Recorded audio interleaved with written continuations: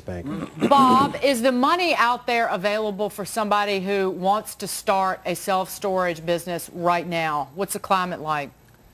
Yeah, the money is out there. Unfortunately, we are still in a credit constraint situation. So what you would see in today's environment is that $40,000 will not go as far as it would have, say, 2 years ago.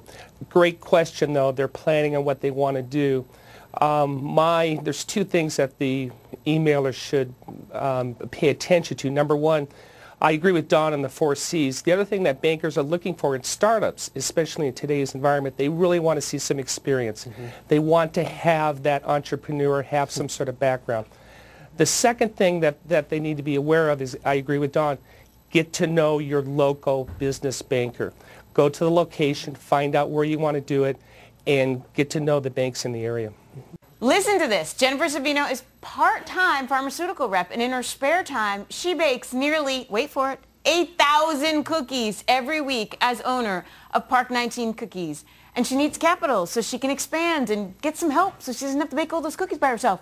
All right, Jennifer, you're pitching to Bob Coleman, so take it away.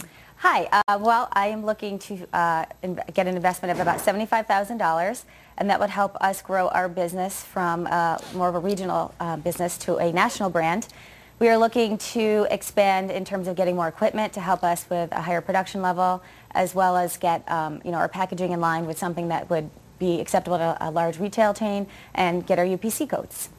Jennifer, first, how much have you borrowed any money? Has this been completely self-funded so far? We have borrowed money. We have about $50,000 that we have borrowed so far to start the business. From a bank or from family, friends? From a bank, and credit cards as well. Hey, Bob, she needs $75,000. Can you just give her some guidance on what's available out there for her? Yeah. First of all, I love the idea. That in today's market, at the lower end, loans are available, which is good for Jennifer. I would have her take a look again. Take a look at the regional banks, the smaller banks within her community. I would drop off her product at the local bankers and feed the staff. I think that would go a long way for her. But in terms of what's out there, $75,000 is a nice amount. She's done what every entrepreneur has done to start, that is, they build up on the credit cards. So the nice thing about that is, if she's able to put together the package and get the funding, she's going to be able to reduce her interest cost, which would be beneficial, obviously, for the business. But in terms of my expertise, this is a classic SBA loan. It's not a startup. She has a track record, which we like to see.